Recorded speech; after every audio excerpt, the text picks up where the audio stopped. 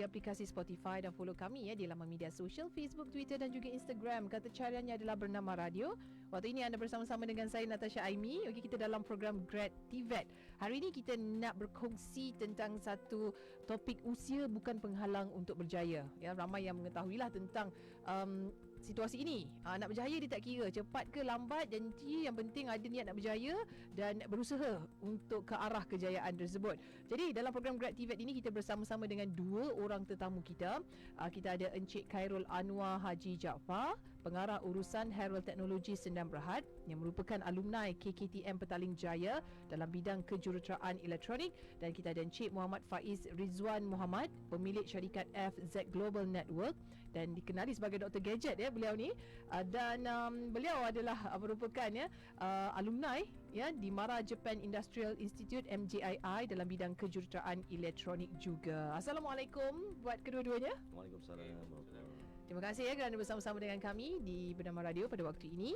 Baik, sekiranya ditanyakan kepada ibu bapa apa yang mereka ingin lihat pada anak-anak mereka pada masa hadapan, pasti mereka ingin anak-anak mereka mempunyai kerjaya yang mungkin jawatannya bagus kan, gajinya lumayan, dan berjaya, dan kerjayanya itu boleh menjamin masa depan anak-anak mereka. Namun sedarkah kita bahawa dengan pendidikan di TVET, mereka ataupun anak-anak ini bukan sahaja mampu untuk menggunakan kemahiran yang ada bagi menjana pendapatan, malah dapat membina empayar perniagaan dan memberi peluang pekerjaan pula kepada orang lain. Muda bukan muda ke usia lah, maksudnya muda ke tua ke bukan penghalang untuk merealisasikannya. Dan kita nak tahu pengalaman kedua-dua tetamu kita ini. Kita nak tanya Encik Khairul dululah. Kan ini alumni senior. Ni dalam skrip ni dia tulis ni kan. Alumni senior. Kita nak tahu tahun bila sebenarnya Encik Khairul mengikuti pengajian bidang elektronik di IKM Petaling Jaya ini. Di mana sekarang ni dah dikenali sebagai KTM Petaling Jaya di tempat Encik Khairul belajar dulu. Baik, sedikit latar belakang. Terima kasih saya ucapkan kepada Bernama Radio kerana menjemput saya untuk berkongsi pengalaman mengenai dengan TVET, Grad TVET ni pada hari ini. Okey, sebenarnya saya adalah batch pertama sebenarnya yang ditawarkan untuk belajar di institut masa tu Institut Kemahiran Mara Petaling Jaya pada tahun 1995 hingga 1997. Tapi batch tu adalah batch pertama diploma yang BTEC, dipanggil BTEC HND in Electronic Engineering. Yang pada masa tu terletak di Petaling Jaya lah. So kenapa saya pilih IKMPJ pada masa tu? So sebenarnya saya pun masa peringkat awalnya tingkatan 4, tingkatan 5 tu saya adalah orang kata pelajar bukan teknikal lah, maksudnya pelajar commerce. Dulu kelas perdagangan dia panggil. Jadi bila keputusan tu keluar, result keluar SPM tu, maksudnya saya ni keputusan saya pun taklah orang kata secemerlang mana kan. Tak dapatlah straight A orang kata. Jadi saya nampak pilihan yang ada pada saya pada masa itu. Selepas saya consult dengan parent saya, especially bapa saya lah, ayah saya Haji Jaafar ni, dia adalah guru teknikal jadi dia banyaklah dia bagi saya dorongan lah. Dia kata kalau kita ambil kemahiran ni, dia kata kalau kita tak bekerja sendiri pun, kita tak makan gaji pun, kita boleh bekerja sendiri. Sedikit sebanyak pun orang kata bolehlah beli, kalau kita buat sendiri tu bolehlah beli lauk dekat pasar dia kata. Jadi saya pun ikutlah saranan dia, sebab masa tu pun elektronik ni tahun 95-97 ni memang tengah pick up. So saya pun cakap tak apalah, saya cubalah untuk masuk di IKMPJ pada waktu itulah. Walaupun saya pun memang tak tahu apa, yalah kita pun lepas SPM tak tahu apa nak buat, terowang-owangan kan. Kat mana kita nak pergi belajar kan. Jadi saya ambil pilihan itulah untuk pergi ke Institut Kemahiran Mara PG pada waktu tu. Baik, jadi atas saranan bapa Cik Khairul lah waktu ni betul. So jadi terus melanjutkan pelajaran lah di KKTM Petaling Jaya. Waktu IKM Petaling Jaya lah betul. Pada tahun Cik Khairul belajar tu. Okey, itu pengalaman Cik Khairul. Kita nak tahu pula pengalaman Cik Faiz. Encik Faiz memilih Mara Japan Industrial Institute MJII, okey, selepas SPM. Okey, jadi bagaimana pemilihan dibuat tu? Sendiri punya keputusan ke ataupun atas nasihat ibu bapa, guru-guru, rakan-rakan sebaya, bagaimana waktu tu? Okay. Assalamualaikum warahmatullahi wabarakatuh. Salam. Terima kasih kepada Bernama Radio. Okay, saya memilih MGI ni atas dasar apa kata minat dalam bidang elektronik. Okay, sebelum tu pas SPM, okay, di sekolah kan, sekolah ada unit bimbingan dan kaunseling. Dia yang tunjuk hala tuju selepas belajar ni nak ke mana. So untuk saya yang ahli agama asalnya kan. Baik. So sekiranya kita ahli agama, so kita memilih untuk berada dalam kemahiran pula. So kita memilih MGI lah. Saya sebenarnya saya dah orang kata saya dah survey semua KKTM, IKM untuk lanjutkan pelajaran lah. So kita pilih MGI so sebab MGI ni dalam bidang khususan elektronik. So dia kat sana dia fokus kepada elektronik lah. So kita pilih MGI untuk lanjutkan pelajaran lah. Baik. Cik Faiz waktu tu tahun bila? Tahun baru lagi saya 2000 belajar 2013 dan dah habis 2016 lah. Baik. Masa tu. Okey. Itu dia pengalaman Cik Faiz pula ya di MJII. Okey. So jadi kedua-duanya memilih sebabkan nak dapatkan kemahiran tu tadi Kemahiran tu, ya, betul. Okey. Dan Encik Khairul, latar belakang perniagaan pula kita tak tahu. Dah belajar bidang elektronik tadi kan? Okey. Bagaimana dengan ilmu yang Encik Khairul dapat masa sesi belajar tu ya? Kemudian terus dapat orang kata membina perniagaan sehingga sekarang ni. So sebenarnya saya rasa bertuah lah sebenarnya sebab saya ni dapat ilmu daripada AKM ni dalam bidang elektronik ni. So saya apply balik apa yang saya belajar ni ke dalam bidang perniagaan yang saya ceburi lah. So saya actually Hera Technologies ni ditubuhkan pada tahun 2000, kira-kira 20 tahun yang lalu lah. Dalam kami adalah pengedar dan pembekal peralatan dia panggil tapping machine with measuring instrument untuk passive component. Passive component ni macam chip capacitor, chip resistor, yang chip type application untuk handphone yang small small macam ni kan. Bila sebut TV. gitu baru faham. So sekarang dulu komponen besar. Baik. Sekarang ni komponen semua Dah kecil-kecil, dah tak micro nampak. dah. Dengan mata kasar memang tak nampak. So kita berkooperasi dengan syarikat di Jepun. Kita membangunkan produk ni dan menjual lah. So macam Hera Technologies ni dapat sole distributor untuk Southeast Asia, Asia Tenggara. So banyak multinational company yang menggunakan perkhidmatan kami seperti Panasonic, Omron, dan juga company-company yang mengeluarkan produk-produk elektronik ni lah.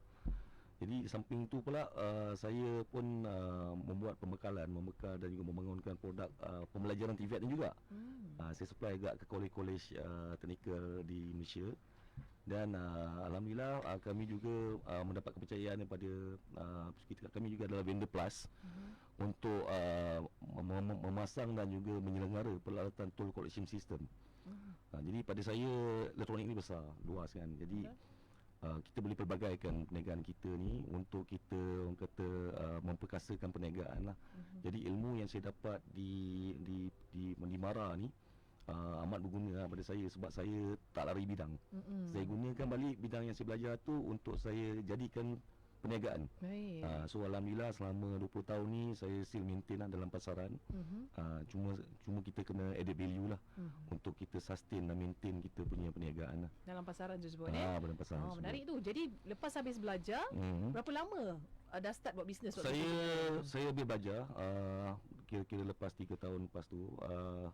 Lepas tu saya bekerja. Saya bekerja ambil pengalaman and then saya Selama berapa tahun tu bekerja tu? lebih kurang 3 tahun saya bekerja. Baik. And then saya ambil pengalaman dan saya cakap tak boleh ni, cakap aku kena niaga kat lah. Sebab saya nak challenge. Saya tak boleh duduk kan macam yalah macam zaman saya dulu 95, 97 hingga 2000 ni kilang-kilang elektronik ni memang tengah pick up. Baik. Even kita tak habis belajar, dia orang dah datang dekat PG tu interview. Seramai-ramai datang, Texas Instrument datang, Western Digital kan. So kilang-kilang besar. Jadi saya memang jenis yang tak reti nak duduk lah. Duduk untuk setempat tu. Jadi saya terpaksa ambil new challenge dan juga saya dapati perniagaan ni yang paling sesuai untuk saya.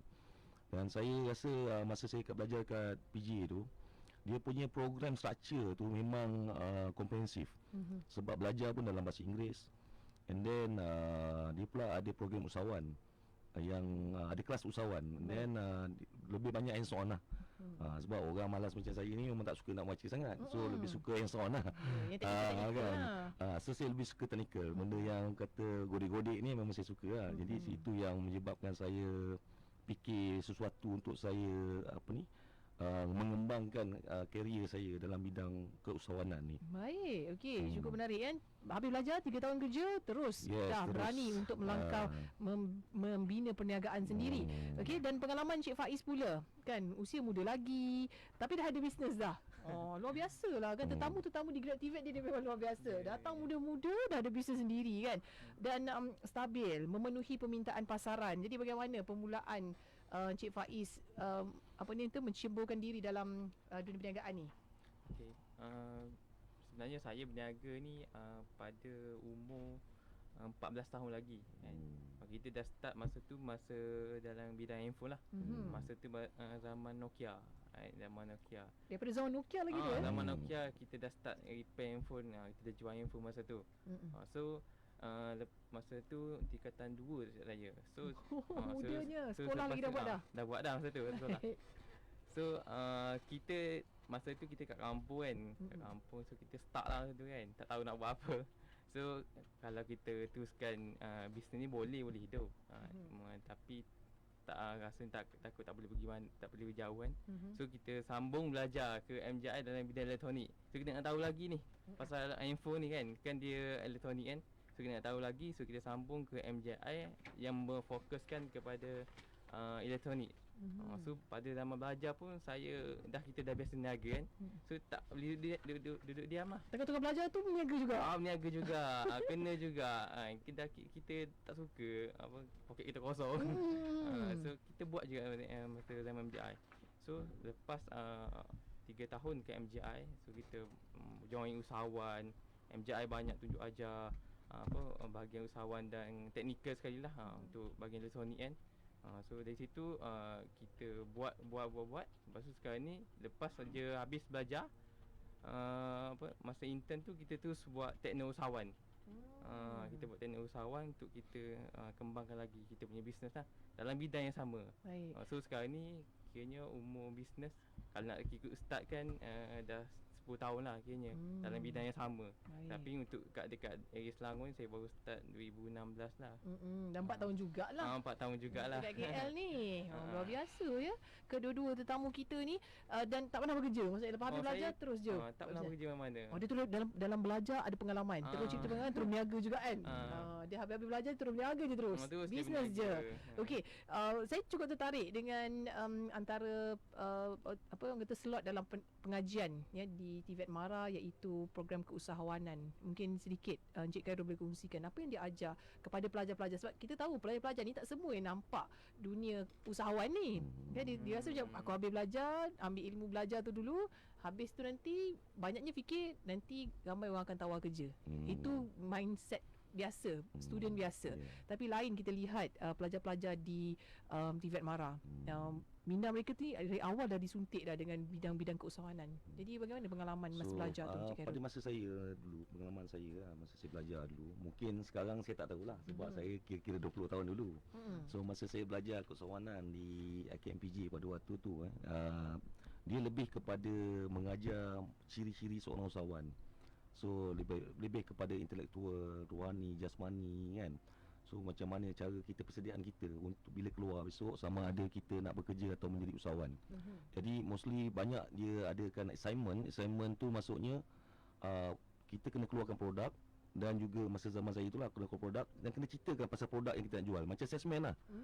Tapi produk tu dah buat dah. Macam real punya. Saya ingat lagi masa tu saya buat dia panggil clock timer. Masa tu radio timer. Radio clock timer. So saya buat produk tu maksudnya relate lah dengan elektronik juga. Tapi kena cerita. Walaupun kita ambil cedok daripada tempat lain pun tak apa. Kena tapi present lah. Kena present kat mana nak jual, target market kita kat mana, macam mana nak jual. Macam kita buat direct selling juga, marketing. Jadi benda macam tu tiba-tiba macam terdetik hati saya. Bagus juga benda ni ada kan. Buat kita belajar elektronik. Sebab setengah orang tu dia fikir lepas dah belajar dia nak kerja. Betul. Setengah orang tu dia fikir bila dia dah habis belajar, dia nak cuba applykan apa yang dia belajar macam usahawan ni, program usahawan ni di luar. Jadi saya nampak benda tu amat menarik lah pada saya pada waktu tu lah. Itu yang macam terus je lah Itu ambil yang langkah saya untuk buat bisnes. saya pun, tapi kita perlukan pengalaman. Jadi saya terpaksa bekerja dululah. Bekerja dulu dalam 3 tahun sebelum saya set up saya punya own company lah pada waktu itu. Dan Cik Faiz pula bagaimana? Maksudnya tingkatan 2 dah memang buat bisnes. Dia orang Pantai Timur. Ni orang Pantai Timur ke? Pantai Yang Cik Timur. Faiz kan kayak bunyi tu lorak tu tahu macam Pantai Timur. So, jadi orang kata orang Pantai Timur ni memang pandai berniaga. Jadi kita nak tahu juga macam naluri bisnes tu dah awal-awal lagi dah ada. Ya, Kan betul. lepas tu belajar pula kan dalam TVET Mara ni diajar pula program-program keusahawanan ni. Jadi adakah itu adalah satu kelebihan untuk Cik Faiz sendiri bila selepas itu terus set up satu company yang Okey. kukuh? Betul, satu kelebihan lah bagi saya kan, sebab kita dalam bidang sama. So sekarang ni kita dah berniaga kan. Lepas tu MGI ada tawarkan kursus bahagian elektronik kan. So benda tu related lah kan. So saya minat dalam bidang repair handphone. So MGI ada bahagian elektronik lah. So benda tu dia sekali kan. Sebab handphone dia banyak barang elektronik kan. So kita daripada situ kita boleh buat perniagaan lah daripada apa yang kita belajar tu.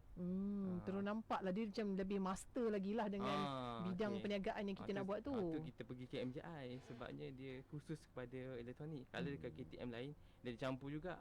Ada campur seni bina, macam tu macam electrical. So di MJI dia khusus. Barangan di MJI pun semua canggih. So dia ada robot semualah.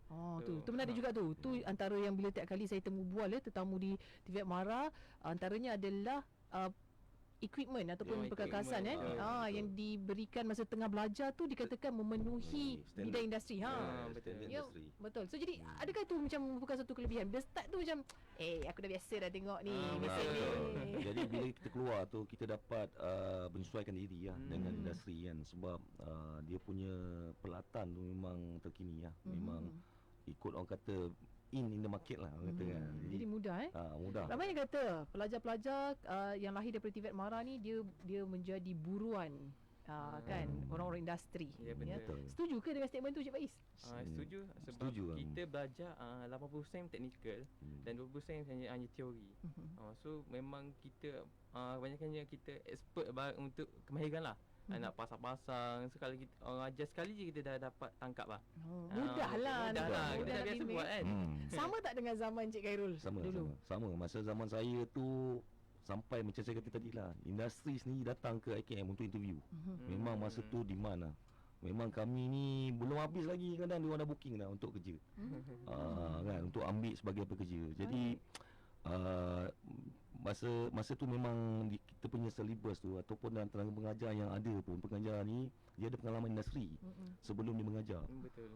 Jadi dia orang ni hands on pun memang excellent lah. Power lah. Power. So yang mengajar tu pun power. Jadi anak murid dia takkan tak power kan. Betul lah. Dia macam bapak murid anak rindu. Dia begitu. Okey, itu tentang perniagaan. Okey, kita dalam program Grad TVET pada waktu ini usia bukan penghalang untuk berjaya.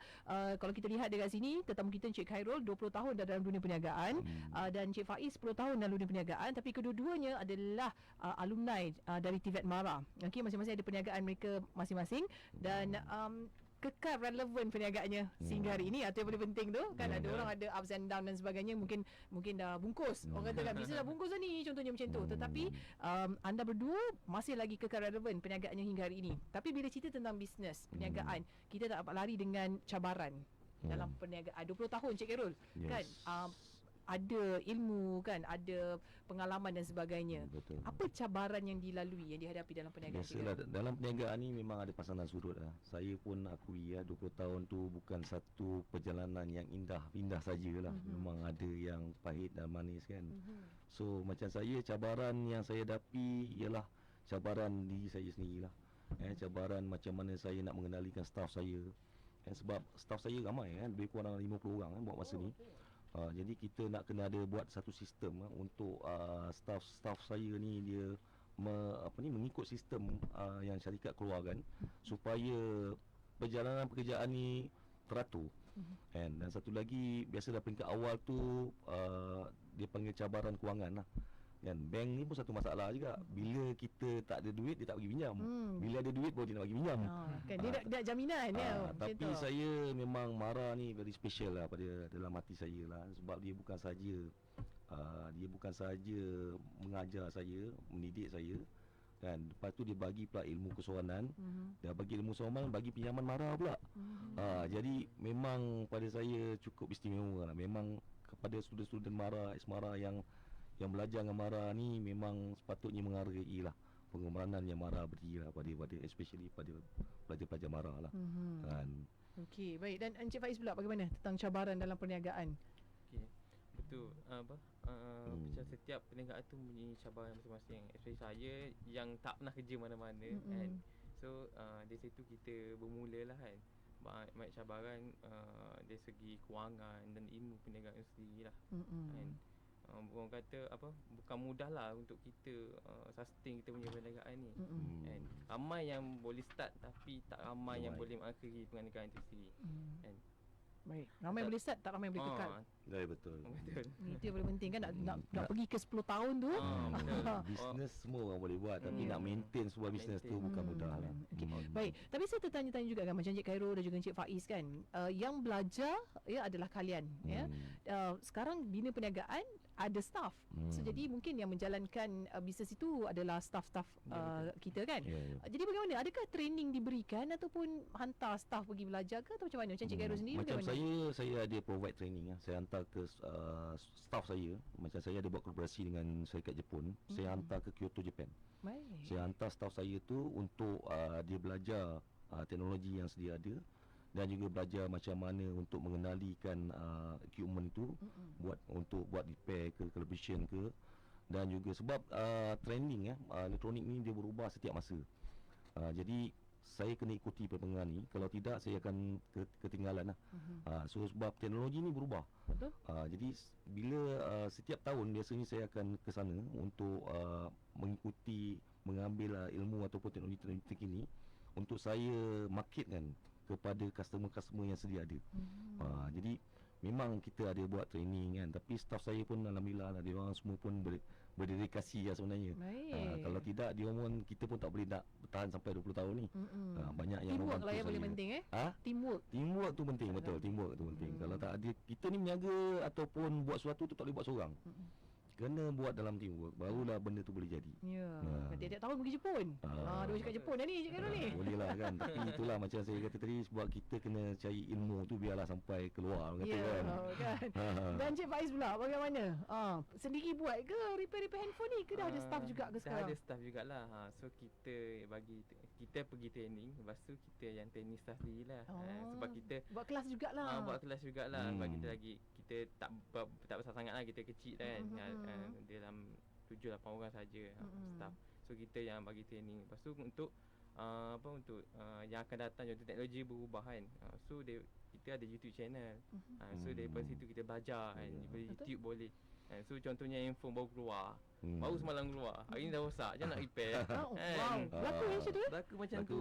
Masuk air macam basuh. Tak keluar dia So macam mana kita nak buat? So daripada YouTube lah dia keluar kan, dah buat dia punya. Yelah, mereka advance lagi. Dia akan lebih awal Awal lagi. So dari situ kita belajar. Sebab dia punya kata benda sama je, cuma ada sikit perbezaannya. Teknikal kita dah faham konsep dia, lagi senang lah kita nak buat. Tapi kita nak tahu cara-cara je macam tu. Okey. Baik, dan macam Encik Faiz kan, bila bina je perniagaan, berapa tahun nak sampai pada tahap stabil tu?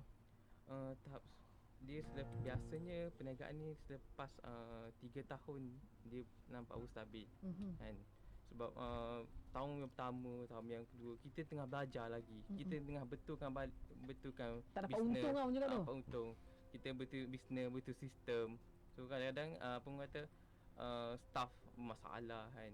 Staff masalah, tak datang lah, tiba-tiba cuti lah. Macam mana kita nak betulkan? Sebab saya dah tak ada pengalaman bekerja. So saya lagi susah sebenarnya kan. Kita buat daripada kosong sampai ke jaya lah. Baik. So 3 tahun juga 3 tahun juga. Okey. Baik. Dan untuk Cik Khairul pula bagaimana dalam bidang perniagaan Cik Khairul? Kalau kita lihat dia punya ni lagi besar. Ya, Kan ni bidang dia lagi besar, lagi luas.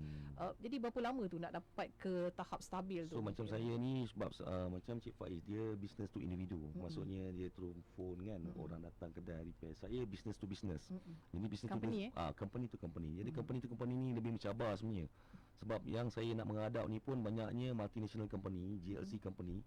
So multinational company macam company Jepun apa semua kan. So memang saya perlukan masa lebih kurang dalam 3 hingga 5 tahun lah untuk stablekan perniagaan ni. Sekarang berniaga ni memang boleh berniaga tapi nak maintain. Maksudnya nak maintain pasaran, nak maintain marketing kan. Pemasaran apa semua tu bukan mudah lah. Jadi memang saya perlukan masa tu lebih kurang dalam 5 ke hingga 10 tahun lah untuk stable. Dengan nak kena tambah staff. Jadi kita tak boleh buat seorang benda ni. Jadi kita perlu rekrut. Daripada situ baru kita boleh. Bila kita buat seorang, growth kita kecil. Bila kita buat dalam beberapa bulan ramai, jadi growth kita, revenue company tu makin bertambah lah. Betul. Kan? Itu yang saya perlukan tenaga pekerja yang kompeten kan, yang berdedikasi untuk saya besarkan saya punya perniagaan. Baik. Okey. Itu dia cukup menarik ya. Berasal kan ni asalnya belajar je dekat TVET Mara itu dengan ilmu kemahiran yang diperolehi. Inilah ya kita lihat kedua-dua tetamu kita yang 20 tahun 10 tahun ya dalam bidang perniagaan mereka. Baik. Kata sebelum kita berakhir kita nak dengarkan juga pendapat daripada Encik Faiz bagaimana dengan belajar di TVET Mara. Kan dulu orang kata macam kalau kata Rizak cari Mara lah, masuk Mara lah kan. Tapi kalau kita lihat sekarang ni pasaran alumni atau student-student di Mara ni mereka lagi dikejar-kejar ya oleh pihak industri berbanding dengan bidang lain. Orang kata, jadi pendapat Cik Faiz bagaimana? Okey, untuk pelajar sebenarnya Wizak tu orang kata bukan yang teruk baru pergi masuk MJI atau masuk KTM atau AKM. Sebenarnya yang banyak sebenarnya dalam banyak AKM KTM sebenarnya. Macam saya dulu tak banyak sangat pun dalam 5A je tapi masuk juga MJI. So bukan pilihan yang tak akhir. Kita pilihan yang pertama saya buat. Kan. Orang kata bukan sebab dalam hidup kita ni kemahiran paling penting. Takkan nak pasang paku pun satu ni orang buat kan, panggil orang. So benda tu kita boleh buat sendiri kan.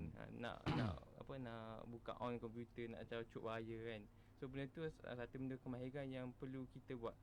Perlu kita buat lah. Contohnya selepas exam SPM dan tunggu result tu, so masuk dulu giat 3 bulan belajar kemahiran. Lepas tu lepas dapat result nak sambung ke IKM ataupun KTM ataupun yang lebih advance boleh kan. So kemahiran adalah satu benda yang penting lah kan. Jangan kata belajar di KTM dapat kemahiran lepas tu tak pergi ke mana kan. Tak boleh macam tu lah. Benda tu adalah salah anggapan orang kan. Saya adalah kata pilihan yang pertama untuk belajar di KTM atau IKM saya buat. Itu yang terbaik ni contoh ni kan ibu-ibu, ayah-ayah yang sedang dengar kan kalau kata anak cemerlang dalam akademik pun tak ada masalah sebenarnya untuk jadikan ya TVET Mara sebagai pilihan utama. Dan macam Cik Khairul pula kan kalau kita lihat bisnes pun dah 20 tahun kan. So jadi nasihat Encik Khairul ya kepada mungkin ibu bapa yang sedang dengarkan kita pada waktu ini memilih TVET Mara sebagai tempat pengajian anak-anak lepasan SPM adalah satu pilihan yang tepat untuk mereka. Betul. Sedikit pandangan. Ya, pada saya pandangan saya ibu bapa ni patut boleh memandanglah kerjaya sebab dalam TVET ni. Okay, sebab sekarang ni pun bukannya budak-budak yang kata yang keputusan yang tak baik saja yang masuk. Even budak MSM pun ada yang minta masuk program-program yang dikeluarkan Mara ni TVET ni kan. Jadi bukan pilihan akhir lah sebenarnya, ini pilihan pertama. Jadi satu lagi program-program yang ditawarkan di Mara ni yang melibatkan TVET ni, dia memang berkualiti tinggi lah. Sebabnya satu lagi dia melahirkan ramai kan orang-orang yang berkemahiran tinggi dan juga orang-orang usahawan yang baik-baik sebenarnya, yang bagus-bagus yang boleh berkredibiliti ya. And then dia lebih fleksibel sebenarnya kan untuk student-student ni berkarya lah ataupun berusahawan selepas diorang tamat belajar nanti kan. Baik, okey. Jadi kalau kata anda nak tahu dengan lebih lanjut ya tentang package yang ditawarkan di TVET Mara, mudah saja pergi je ke laman sesawang www.tvetmara.com.edu.my dan boleh WhatsApp juga. Nombor WhatsAppnya 0139498063 atau boleh pergi ke pejabat Mara negeri dan daerah yang terdekat. Paling senang sekarang ni zaman media sosial, ikuti media sosial TVET Mara. Okey, cukup mudah. FB page ada, Instagram ada, Twitter pun ada, YouTube channel pun ada juga. Caranya mudah sekarang. kata caranya adalah TVET Mara ataupun boleh terus saja ke KKTM, MJII dan juga IKM yang terdekat dengan anda seluruh Malaysia ya untuk anda dapatkan maklumat lanjut tentang yang apa program yang ditawarkan ya di TVET Mara. Apa pun kita nak ucapkan jutaan terima kasih ya kepada kedua-dua tetamu kita, Cik Khairul Anwar Haji Jaafar, pengarah urusan Herald Teknologi Sdn Bhd yang merupakan alumni KKTM Petaling Jaya dalam bidang kejuruteraan elektronik, dan juga Encik Muhammad Faiz Rizwan Muhammad, pemilik syarikat FZ Global Network, juga dikenali sebagai Dr. Gadget dan merupakan alumni di Mara Japan Industrial Institute MJII dalam bidang kejuruteraan elektronik juga dalam program Grad TVET pada waktu ini. Sekali lagi terima kasih kerana bersama dengan kami di Bernama Radio. Baik. Terus saja dengarkan kami Bernama Radio, stesen berita bisnes anda. Stesen berita bisnes anda